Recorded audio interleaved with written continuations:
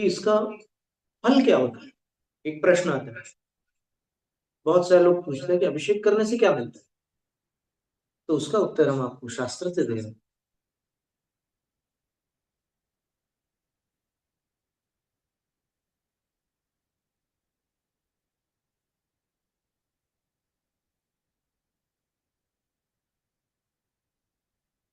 ग्रंथ का नाम पद्मचरितम, जिसको आजकल पद्म पुराण कहते हैं।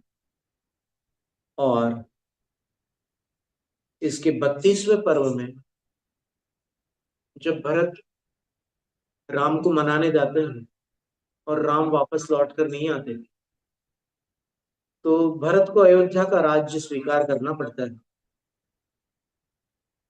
तो वो लौटकर गुरु से मिलते हैं मुनि सुब्रत जिनालय में, अयोध्या नगरी के अंदर। द्युति भट्टारक नाम के आचार्य परमेष्ठी विराजमान थे। उनसे मिलते हैं, कहते हैं कि गुरुवर, मैं तो दीक्षा, मैं तो त्याग के लिए उत्कंठित था, लेकिन अब विवश हूं। अब कुछ वर्षों के लिए तो मुझे यहीं रहना होगा, क्या करूं। तब गुरु ने बड़े सुंदर बात कही कि तुम ऐसे ऐसे कार्य करो। तो उस प्रकरण में श्लोक क्रमांक 165 में, पद्म पुराण पर्व 32, ज्ञानपीठ से प्रकाशित प्रतियों में दूसरा भाग, श्लोक 165 से लेकर 169 तक अभिषेक का फल बताया आचार्य महाराज ने। अभिषेक करने वाला लोभी जीव नहीं है। वो फल पाने के लिए अभिषेक नहीं कर रहे, वो भक्ति से कर रहे। फल मिले तो स्वागत, कोई बात नहीं है। लेकिन वो बनिया नहीं है, वो जैनी है। बनिया जो भी काम करता है वो हिसाब लगा के करता है, और भक्त जो काम करता है वो समर्पण से करता है, फल की कामना से नहीं कर रहा। उसको इतना पता है कि आपकी भक्ति से मेरा उद्धार होगा, बस इससे ज्यादा कुछ नहीं, और ज्यादा मुझे गणित नहीं जोड़ना। आपकी भक्ति मुझे करने मिली है, पर्याप्त। तो वहां पर श्लोक है, अभिषेकम जिनेन्द्राणाम कृत्वा सुरभिमाणिना अभिषेकमवाप्नोति यत्र यत्रोपजायते। आचार्य कहते हैं कि जो सुगंधित जल से जिनेंद्रों का अभिषेक करता है, तो उस अभिषेक को करके वह प्राणी यत्र यत्र उपजायते, जहां जहां उपजता है, जहां जहां उसका जन्म होता है, वहां वहां अभिषेक मवाप्नोति, वो अभिषेक को प्राप्त होता है, राज्याभिषेक को प्राप्त, वैभव को प्राप्त होता है। उसने वैभव नहीं चाहा था,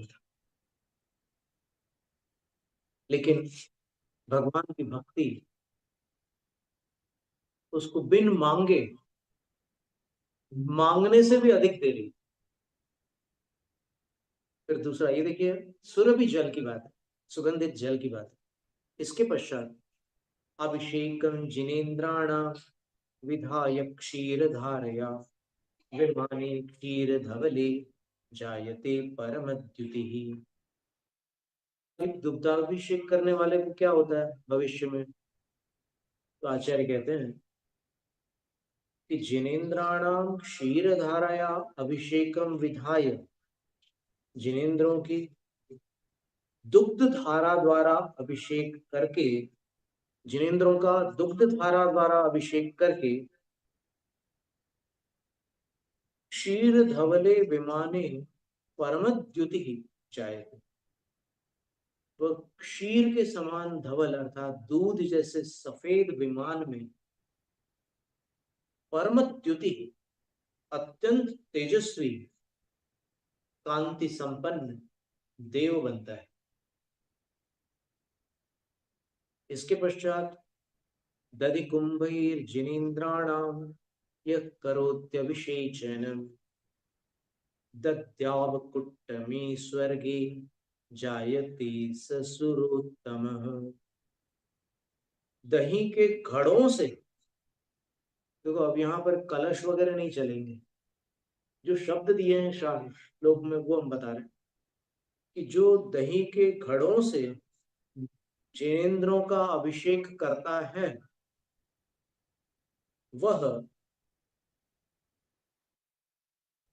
दद्यावकुट्ट में स्वर्गे, दही जैसी आभा वाले फर्श से युक्त स्वर्ग में, जैसे यहाँ अभी मनुष्य लोक में आजकल देखो तो सब घरों में टाइल्स, ग्रेनाइट, मार्बल और अलग अलग तरह के फर्श लगे रहते हैं।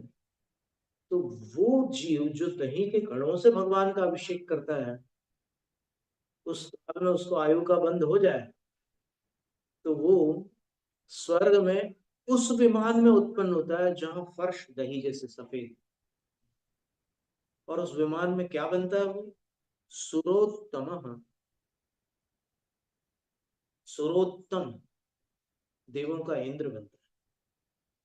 कितनी बड़ी बात है। इसके आगे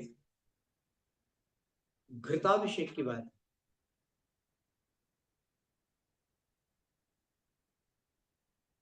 सर्पिषा जिन्नाथानां कुरुते योभिषेचनम् कांतिद्युति प्रभावाढ्यो विमानीशः सजायते। घी के द्वारा जिन नाथों का जो अभिषेक करता है वह कांति, द्युति और प्रभाव से संपन्न स्वर्ग के विमान का स्वामी बनता है, इंद्र पद को प्राप्त। कांति का अर्थ चमक होता है, द्युति का अर्थ तेज होता है, और प्रभाव का अर्थ उपकार और अपकार करने की शक्ति। प्रभाव शब्द का अर्थ सर्वार्थ सिद्धि ग्रंथ में पूज्यपाद आचार्य महाराज ने लिखा है, शापानुग्रह शक्ति प्रभाव, शाप देने की शक्ति। आजकल सब लोग श्राप बोलते हैं, वो श्राप नहीं, शाप है। शाप देने की शक्ति और वरदान देने की शक्ति, अनुग्रह करने की शक्ति देवों के पास होती है। तो वो उस शक्ति से संपन्न होता, बहुत अधिक शक्ति रहती है उनके पास। शाप और अनुग्रह करने की अत्यधिक शक्ति उस देव में होती है जो दही के घड़ों से अभिषेक करता है, घी से अभिषेक करता है। दही के घड़े वाली बात तो ऊपर आ चुकी थी, अभी घी की बात चल रही थी। इसके बाद फिर आचार्य कहते हैं,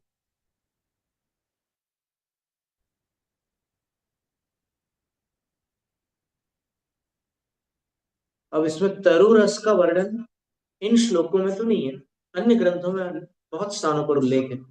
इक्षु रस आदि का वर्णन है, दाडिम रस का भी वर्णन आता है।